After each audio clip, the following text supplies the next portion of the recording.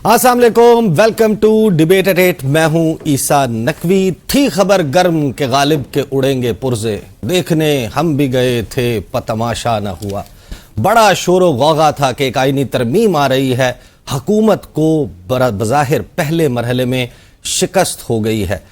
कौमी असम्बली का इजलास गैर मुअय्यना मुद्दत के लिए मुलतवी कर दिया गया है और वो MNAs, वो सेनेटर्स जिनको कहा गया था कि वो शहर इक़्तिदार छोड़कर ना जाएं, पार्लियामेंट में एक आईनी तरमीम आ रही है, उनको वापस जाने की इजाज़त मिल गई है। मियां मोहम्मद नवाज शरीफ बहुत अरसे के बाद आपको इस्लामाबाद के करीब कुर्बो जवार में नजर आए, लेकिन अब वो भी लाहौर जा चुके हैं। हुकूमत क्या करना चाहती थी, किस किस्म की आईनी तरमीम और तरामीम लाना चाहती थी, जुडिशल पैकेज की होशरुबा तफसीलात भी अब सामने आ चुकी हैं। इस तमाम मामले पर बात होगी, लेकिन आगाज में मैं आपको सुनवाना चाहता हूं कि इस बिल पैकेज के मामले के ऊपर हुकूमती वुज़रा ने क्या कुछ कहा और फिर सेनेटर फैसल वावडा ने उस पर क्या कुछ तबसरा किया। सुनिए। अहल और निकम्मों से आप यही एक्सपेक्ट करते हैं। इसके अंदर जो जुजियात तय होनी है, एक तो ब्रॉडर आउटलाइन है, तो इन पे हमें थोड़ा सा वक्त दे दें। हमें उसूली तौर पे कोई एतराज नहीं है। ना अहल और निकम्मों से आप यही एक्सपेक्ट करते हैं। कल जो कुछ करना था उसको जमहूरी तरीके से करना था। जमहूरियत में आपको तमाम स्टेक होल्डर्स को इत्तफाक पैदा करना होता है। ना अहल और निकम्मों से आप यही एक्सपेक्ट करते हैं। हर चीज को आज की सियासत के चश्मे से ना देखें। पीटीआई खड़ी है कि अगर जुडिशरी को पावर्स मिल गए तो पीटीआई स्ट्रांग है, अगर पार्लियामेंट को पावर्स मिल गए तो पीपल्स पार्टी या मुस्लिम लीग स्ट्रांग है। ये तो नहीं होता। ना अहल और निकम्मों से आप यही एक्सपेक्ट करते हैं। अभी ये बिल मुसव्वदा बन के काबीना में नहीं गया, अभी ये CCLC में डिस्कस नहीं हुआ। ये हुकूमत का इख्तियार है कि उसे कौमी असम्बली में लेकर इंट्रोड्यूस करवाए या सेनेट में कराए। इस पे अगर किसी को एतराज़ है तो मैं जवाबदेह हूँ। आपको ये इख्तियार दिया है कि आपने डायरेक्शन तय करनी है, आपने बताना है कि ये मुल्क कैसे चलना है। चीफ जस्टिस ने बिजली के खंभे लगाने का हुक्म नहीं देना। ना अहल और निकम्मों से आप यही एक्सपेक्ट करते हैं।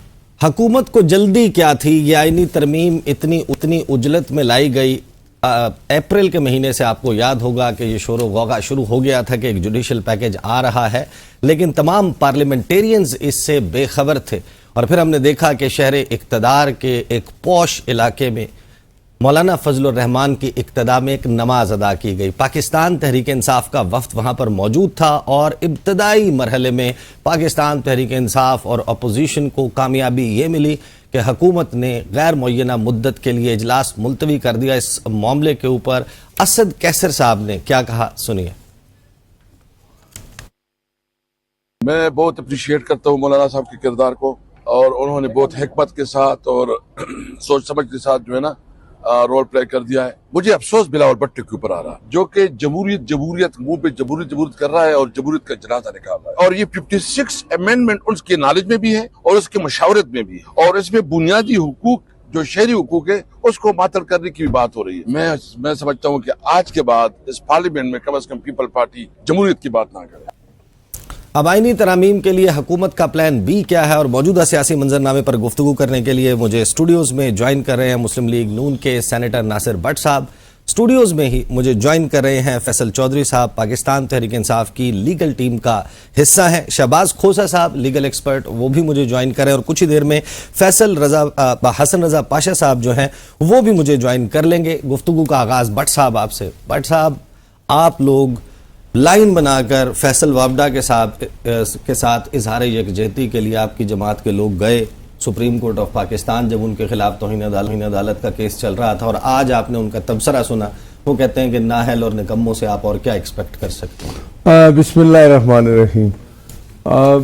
मैं ये जो नकवी साहब प्रोग्राम देख रहा हूँ, मुझे बहुत खुशी हो रही है कि आप एक अच्छी चीज़ है। जमहूरियत में ये चीज़ें होती हैं, जमहूरियत इसी का नाम है कि जब कोई बिल आए और उस पर अपोजिशन को भी साथ रखा जाए और डिबेट की जाए, तो ये तो एक अच्छी निशानी है ना। ये वो वक्त नहीं है कि जब वो कहा जाता था भाई जितने आपके साथ है ना हुकूमत में कोली पार्टियां, वो उनको कोई और फ़ोन करता था, चलो इकट्ठे हो जाओ, आ जाओ। कम से कम ये तो नहीं है ना। ये बिल आया, अच्छा, ऐसा कुछ नहीं हुआ। मेरी सुने, बिल आया, अपोजिशन के साथ बात की। मौलाना फजल रहमान साहब एक ज़ीरक सियासतदान है, उनकी ये ख्वाहिश थी और हुकूमत की भी थी कि अपोजिशन के साथ बैठ के डिस्कस कर लें।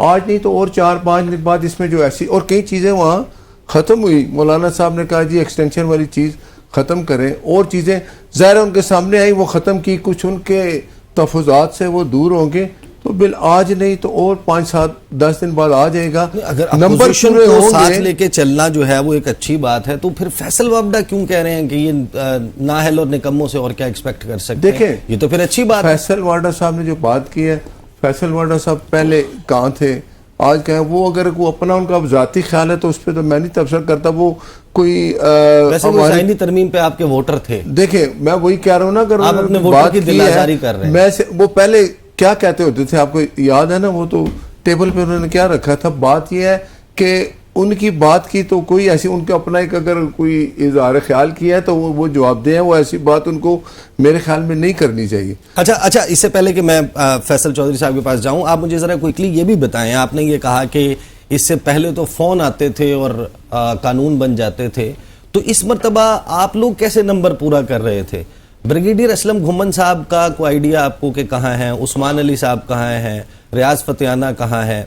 ज़हूर कुरैशी साहब, देखें खानेवाल के, साहिवाल के, संबड़ियाल के लोग कहाँ गायब हुए हैं? देखें, अगर तो कोई खुद गायब हो जाए, वैसे अगर कोई गायब होता है पुलिस के पास रिपोर्ट आए, मैंने तो ऐसी कोई चीज़ नहीं सुनी किसी के साथ कोई ज़बरदस्ती। उसकी फैमिली सामने आ जाती, मीडिया पे आती थी कि मेरा भाई, मेरा हस्बैंड, मेरा बेटा, मेरा भाई मुझे नज़र नहीं आ रहा, कहाँ गायब है, पुलिस को रिपोर्ट कराएं।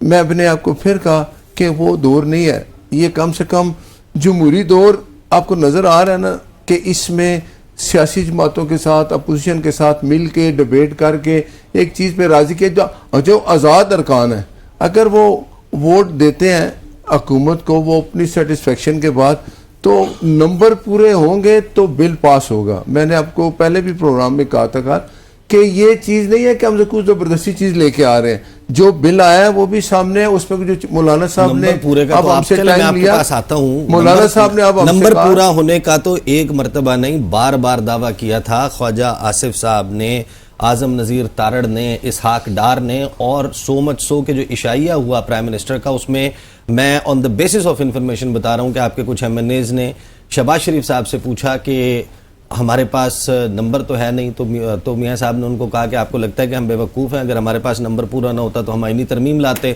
यहाँ पर नंबर साबित हुआ है कि नहीं। देखिए एक बात है कि मौलाना साहब जो हमारे साथ आज, जब हम उनको राज़ी कर रहे थे कि हमारे साथ हैं, इस बिल में हमारा साथ दें, वो ओपनली आपने देखा है कि उनके पास अपोजिशन भी जा रही है, हुकूमत की भी कोशिश है कि वो हमारे साथ आए, अपोजिशन की कोशिश थी कि उनके साथ ना जाइए। आपके सामने सब कुछ हुआ ना। अब मौलाना साहब ने टाइम मांग लिया कि मुझे 5-6 दिन और दे, मैं इस पर ज़रा अपनी जमात से, अपोजिशन से कोई डिबेट कर लूँ, उनसे उनके अगर तहफ़्फ़ुज़ात हैं वो दूर कर लें। तो इसका मतलब ये है कि जमहूरियत में ऐसा होता है, और मैं कहता हूँ कि ये होना चाहिए कि अगर कोई लेजिस्लेशन असम्बली का काम है ना, उसी ने करनी है, सुप्रीम कोर्ट ने नहीं करनी, असम्बली करेगी। और अगर इसमें कोई ऐसी चीजें हैं तो उसके लिए बेहतर होगा। मैं आता हूं आपके पास वापस। आपके मुताद्दिद रहनुमा ट्विटर के ऊपर मुबारकबादें देना शुरू हो गए थे, मौलाना के तारीफों के पुल बांध रहे थे, मौलाना जिंदाबाद, जियो मौलाना। मैं अभी भी कह रहा हूँ मौलाना एक ज़ीरक सियासतदान है, आप देखेंगे कि वो एक चले मौलाना कितने ज़ीरक सियासतदान है। फैसल चौधरी साहब, आपकी असेसमेंट में पहले तो मुझे आगाज़ में हमने बिल्कुल जुज़ियात को भी डिस्कस करना है, इस आईनी पैकेज में क्या था आपके असेसमेंट में। अब क्योंकि इस वक्त रिपोर्टेडली बात ये चल रही है कि मौलाना फजलुर रहमान को बड़ी ऑफर्स की गई थी, कोई सिंध से सेनेटर बनाने की मौलाना असद महमूद को, उनके साहबजादे को ये भी ऑफर थी। रिपोर्टेडली ये बात भी चल रही है कि उनके बेटे को MPA बनाकर को बलूचिस्तान हुकूमत भी ऑफ़र की गई थी। और रिपोर्टेडली ये बात भी चल रही है कि खैबर पख्तूनख्वा के गवर्नर वाले मामले के ऊपर भी कोई बहुत ही अहम किस्म की एक पेशकश थी। मौलाना फजलुर रहमान ने आपके ख्याल में सिर्फ सियासी वजूहात से इनकार किया, या ये जुडिशल पैकेज ऐसा है कि जिसकी हिमायत कोई भी नहीं कर सकता था? देखिए, इसका स्पेकुलेशंस तो चलती रहती हैं पॉलिटिक्स में, ऑफर्स का आना या ना देना, ये तो एक नॉर्मल बात होती है। जब आप हुकूमत को ज़रूरत होती है तो वो अपनी सपोर्ट हासिल करने के लिए लोगों को, ज़ाहिर है हुकूमत के पास एक लीवरेज होता है कि वो चीज़ें ऑफ़र कर सकें। लेकिन मौलाना साहब का जो वहाँ तक, देखिए आप उनकी सियासत से इख्लाफ तो कर सकते हैं, लेकिन ये बात पे तो किसी को दो राय नहीं है कि वो एक बड़े सियासी तदब्बर रखने वाले शख्स हैं, ज़ीरक शख्स हैं। मौलाना मुफ्ती महमूद साहब मरहूम अल्लाह उनको जवार रहमत में जगह दे, इनके वाले साहब ने ये आइन बनाया है। तो मौलाना साहब की जो पिछले कुछ अरसे से हम उनकी पॉलिटिक्स को सुनते हैं या उनके ख्यालात जो फ्लोर ऑफ द हाउस के ऊपर भी या प्रेस टॉक्स में भी आते हैं, तो वहाँ से ये लगता है कि मौलाना ने कल आइन ने पाकिस्तान को बचाया है। इसमें तो कोई दूसरी राय नहीं है कि मौलाना फजल रहमान का जो कल का किरदार था वो एक उसको ऐसा किरदार है कि उसको याद रखा जाएगा। अब ये फ्यूचर में जिस किस्म की तजावीज़ आई हैं, जो इसमें ख़तरनाक बात ईसा ये है कि जो कमेटी की रिपोर्ट है, जो असद कैसर साहब ने अपनी स्पीच में ये कहा कि कमेटी की रिपोर्ट के मुताबिक लॉ मिनिस्टर साहब ने कल जब जॉइंट कमेटी की मीटिंग हुई जिसमें मौलाना साहब आए पार्लियामेंट्री कमेटी की, तो वहाँ पे उन्होंने ये इन्फॉर्म किया कि उनके पास भी ये जो मसवदा है या ड्राफ्ट है ये नहीं था। तो ये फिर ड्राफ्ट कहाँ से आया है, किसने बनाया है? क्योंकि देखिए रूल्स ऑफ बिजनेस के तहत जो है 2 मिनिस्ट्रीज़ हैं जिन्होंने ये ड्राफ्टिंग करनी होती है, और लेजिस्लेटिव बिजनेस जो गवर्नमेंट की तरफ से आता है वो parliamentary ministry of parliamentary affairs और लॉ, ये 2 डिवीजन्स हैं। आई थिंक दोबारा अगर एक हो चुके हैं, तो ये 2 डिवीजन्स हैं जो कि ये काम करते हैं। तो अगर ड्राफ्ट नहीं था और रात को जो मीडिया के ऊपर वाइडली रिपोर्ट भी हुआ कि लॉ मिनिस्टर साहब ने रात गए ये कहा कि मुझे ड्राफ्ट मिला है, लेकिन फिर जो एजाजुल हक साहब भी मैंने सुना उनको और दूसरे जो सियासी ज़ोमा हैं उन्होंने ये कहा कि ड्राफ्ट नहीं था। और आज ये भी कहा जाता है कि जब ये ड्राफ्ट नहीं था, उनके पास ये तजावीज़ भी नहीं थी, तो फिर 2 दिन ये सारा मेला लगाना और इसके बाद सारा जो एक सनसनी खेज़ इसका हुआ है। आइन में तरमीम करने की गुंजाइश हमेशा होती है। देखिए आइन और कानून में बेहतरी की गुंजाइश हमेशा होती है, और ज़ाहिर है पार्लियामेंट का प्रेरोगेटिव है कि वो इसमें लेजिस्लेशन करे, लेकिन जो तरीक़ेकार अडॉप्ट किया गया है वो बहुत ही काबिल एतराज़ बात है। फॉर एग्ज़ाम्पल, अगर आपने आइनी अदालत बनानी है या आपको पेंडेंसी का मुकदमात की पेंडेंसी का मामला है, तो उसको फिर बगौर देखने की ज़रूरत है। सबसे पहले स्टेक होल्डर्स हैं बार काउंसिल्स, बार एसोसिएशंस, वकला और judiciary, Pakistan law and justice commission है, यहाँ पे हुकूमत और अदलिया बैठ के मुख्तलिफ बात करती है, और इसी तरह से वकला की जो तंजीमें हैं, अगर ये ड्राफ्ट उनके साथ शेयर किया जाता पहले और फिर उनकी एक राय तलब की जाती, क्योंकि पेंडेंसी का अगर मामला संजीदगी से उसको हल करना है तो फिर सबसे ज़्यादा जो पेंडेंसी है वो है डिस्ट्रिक्ट कोर्ट्स में। 98% लिटिगेशन जो है वहाँ पे होती है और लिटिगेंट्स वहाँ पे सफ़र करते हैं। सुप्रीम कोर्ट में 60,000 केसेस को बहुत ज़्यादा हाईलाइट किया जाता है, लेकिन जो 20-22 हज़ार 24 हज़ार हर साल डिस्पोजल होता है उसके ऊपर बात कम की जाती है। सो सुप्रीम कोर्ट जो है वो इतना बर्डन नहीं है, ज़्यादा बर्डन है सबसे नीचे जो टीयर है वहाँ पे अगर, और हाई कोर्ट लेवल के ऊपर अगर एड्रेस करना है इशू को तो वहाँ पे करने की जरूरत है। दूसरी बात यह है कि जो बुनियादी हक, तो क्या इस आईनी तरमीम में यही चीज़ें एड्रेस की जा रही हैं? नहीं, आईनी तरमीम में जो चीज़ें आई हैं या जो बाद में मुसवदा इस वक्त मीडिया पे शेयर हुआ, देखिए सबसे पहली बात तो ये है कि इंफॉर्मेशन मिनिस्टर साहब ने आके कहा कि जी हमने मुसवदा मौलाना साहब के पास है, फिर गफूर हैदरी साहब आए, उन्होंने उसको डिनाई किया, फिर पता ये लगा कि ड्राफ्ट था नहीं। सो हवा में सारी बात की जा रही थी। सो ये जो एक सीरियसनेस है टुवर्ड्स लेजिस्लेशन और specially constitutional legislation, and I think the homework was not done properly.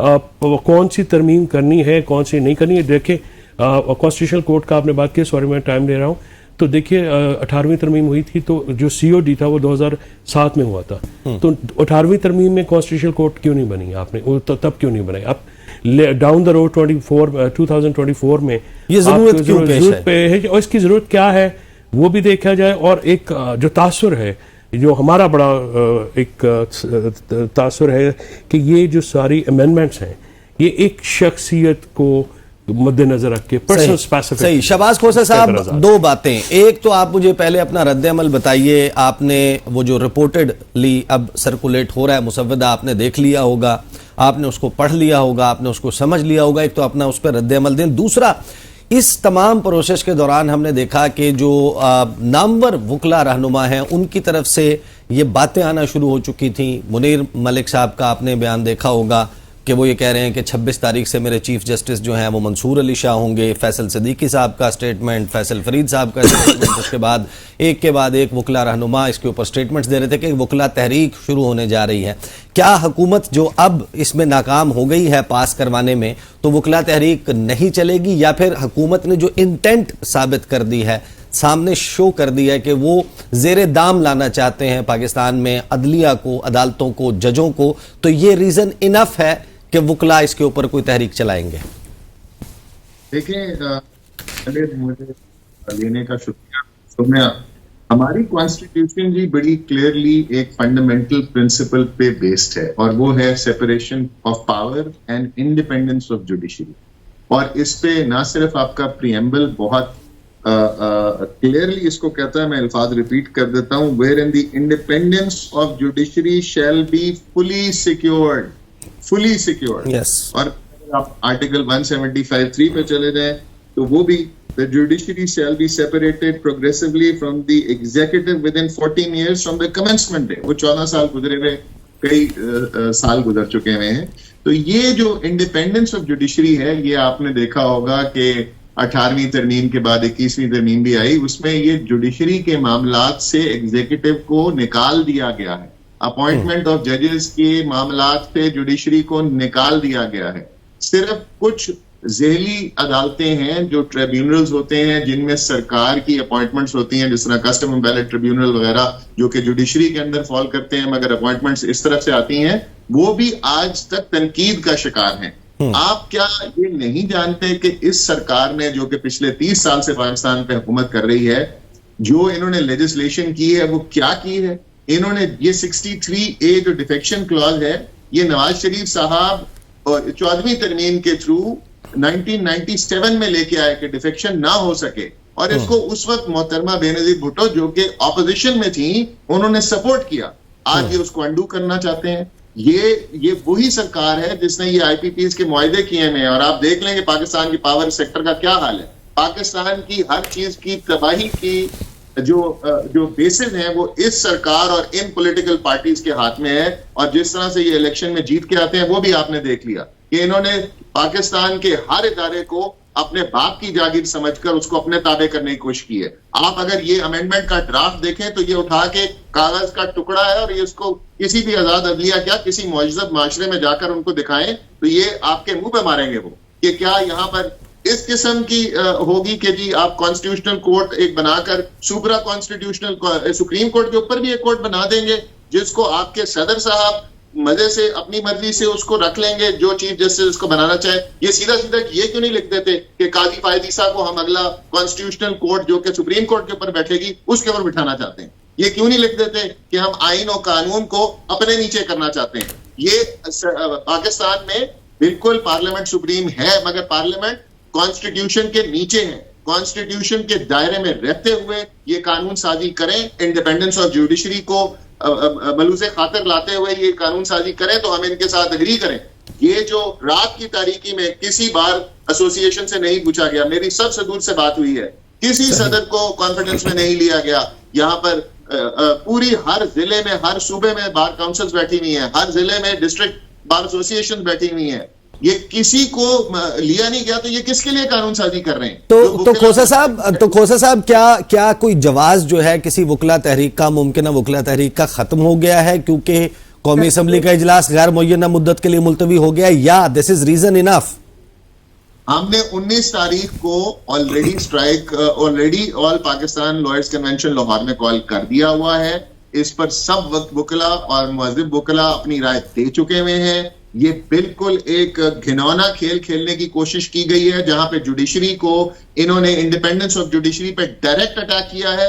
हम ऐसी किसी हरकत को सपोर्ट किसी भी कीमत पे कोई बार और कोई वकील नहीं करेगा। और अगर ऐसी कोशिश जारी रखी जाएगी मुल्क और कौम के नाम पर और पार्लियामेंट की सुप्रीमेसी के नाम पर, तो भी हम इसको नहीं मानते। हम उठा के इनके मुंह पे मारेंगे। अदलिया एक खुद मुख्तार इदारा है, अदलिया एक इंडिपेंडेंट इदारा है। यहां पर आम इंसान के केसेस चलते हैं। खुदारा इसको अपनी ये ख्वाहिशात का ताबे ना करें। जस्ट बिकॉज आप एक बंदे को ऊपर ले जाना चाहते हैं ताकि आपकी हुकूमत को तवालत मिले, इसके लिए कॉन्स्टिट्यूशन को बर्बाद ना करें और इस तरह के खेल खेलने की बिल्कुल कोशिश ना करें जिससे इस मुल्क की जो रही सही चीजें हैं वो उनके भी मलिया मेट हो जाए। तो ये बिल्कुल एक घिनौना खेल है, इसकी हर सूरत में हम मदम्मत करेंगे, हमें जो कुछ करना पड़ेगा करेंगे हम, बल्कि शायद उन वकीलों ने जिन्होंने इसमें मुआवनत दी है और ये ड्राफ्ट बनवाने में भी मुआवनत दी है उनकी शायद मेंबरशिप भी कैंसिल करें। हम शायद ये सियासतदान जो कि जब मुश्किल में होते हैं और हम इनके साथ खड़े होते हैं, हम शायद इनके केसेस भी आइंदा से ना लें। हम हर किस्म की ऐसी चीज पर गौर करेंगे जिससे इनको बाज करें कि ये इस तरफ हमारी तरफ कम अज कम ना देखें। और अगर हमारे कोई मसले इन्होंने हल करने हैं, ये हमारे साथ बैठे, हमारी बार काउंसिल्स मौजूद है, हमारी बार एसोसिएशन मौजूद है, अगर कोई पेंडेंसी के मसाइल हैं हमारे से डिस्कस करें, हम इनको तरीका बताएंगे, उस तरीके पे लेजिस्लेशन करें। ये नहीं कि रात की तारीकी पे किसी मेंबर ऑफ असेंबली को पता भी नहीं है, किसी जो इनके कोalition पार्टनर्स हैं उनको पता भी नहीं है और एंड में ये ड्राफ्ट नाकामी के बाद उठा के दे देते हैं और कहते हैं जी अभी हमने तो पेश करना है और ये करना है वो। ये की बेसिस पर किसी भी लेजिस्लेशन को हम कबूल नहीं करेंगे। सही। अच्छा, शहबाज खोसे साहब मेरे साथ रहे, मुझे ब्रेक है और ब्रेक से वापस आते हैं तो गुफ्तगू का सिलसिला यहीं से जारी रहेगा।